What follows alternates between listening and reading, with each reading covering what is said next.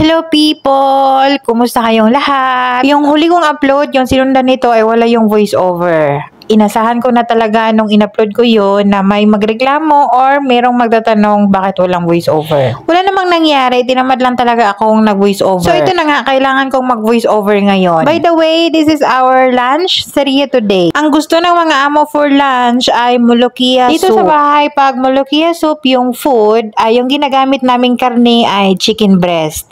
Sa iba naman ay may buto. Tatanggalan lang nila yon ng balat. Naghanda na rin ako dyan ng maraming bawang. Dito naman sa pat na to, nagpakulo din ako ng maraming chicken breast para yan sa siopaw filling. Nag-request kasi si Basma ng siopaw nung nakarang araw. Oops, 1, 2, 3, smile! At meron kaming dalawang pumpkin dito na basira na, nanguluntoy na or nag-dry na siya masyado. Sayang naman, ayoko siyang itapon. Nag-crave ako ng ginataan, kaya gawa tayo ng ginataan para sa lunch namin ni Ben. At kahapon nga, yung lunch natin ay green beans with beef. So, yung green beans na yun, kumuha ako ng kunti at tinabi ko.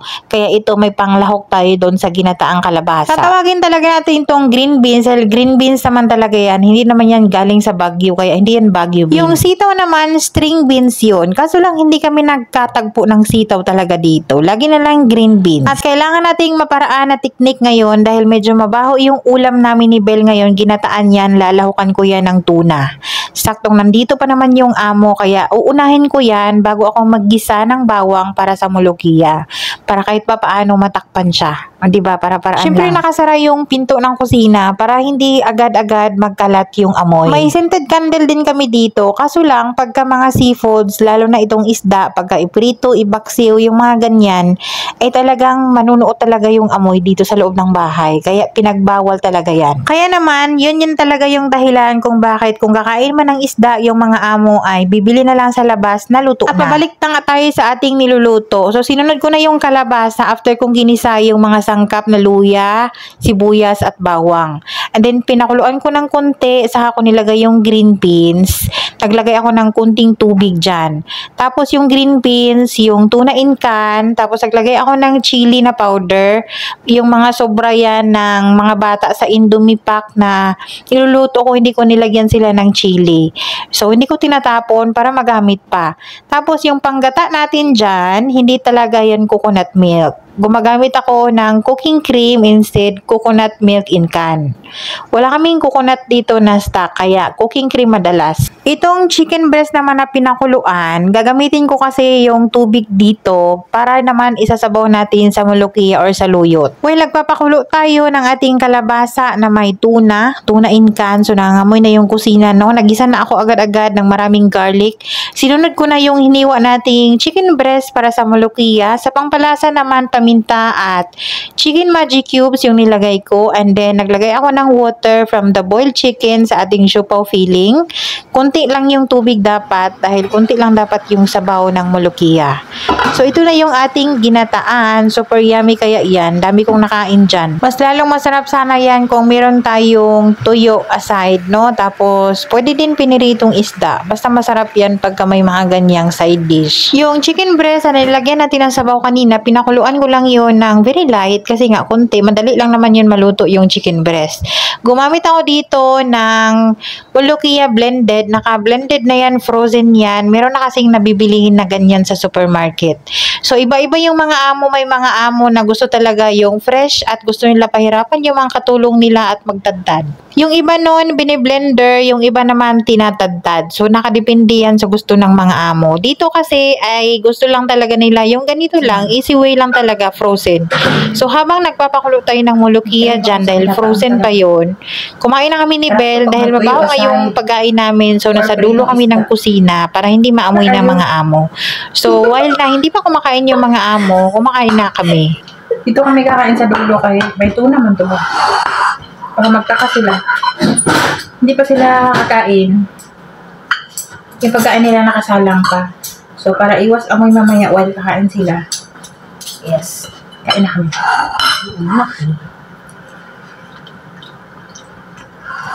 Alam mo, magbago ka. Bago isip mo. Why? Unang nakain ko, luya. Nabulunan ako. Naimas. Naimas man, naimas. Tuyo na lang. Tuyo talaga na.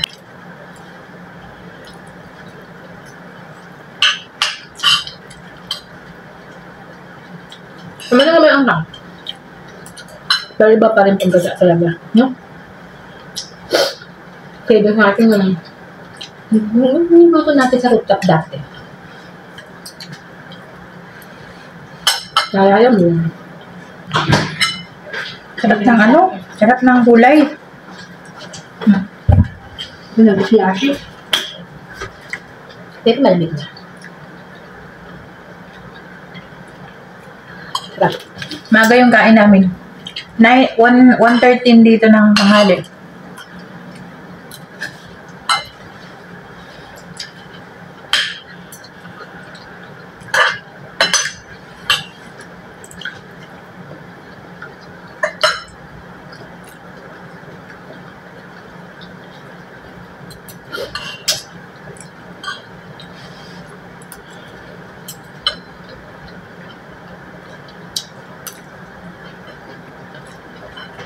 Masarap yun ito, may hipon.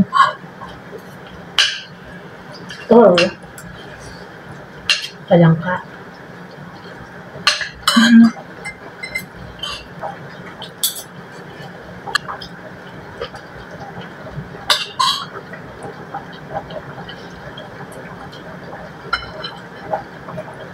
Diyan.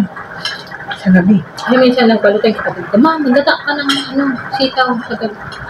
Sitaw, gabi. Hindi pwede yun, masama.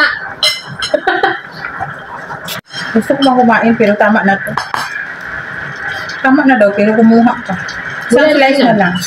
Sarap yung ano, halabasa, matamis-tamis.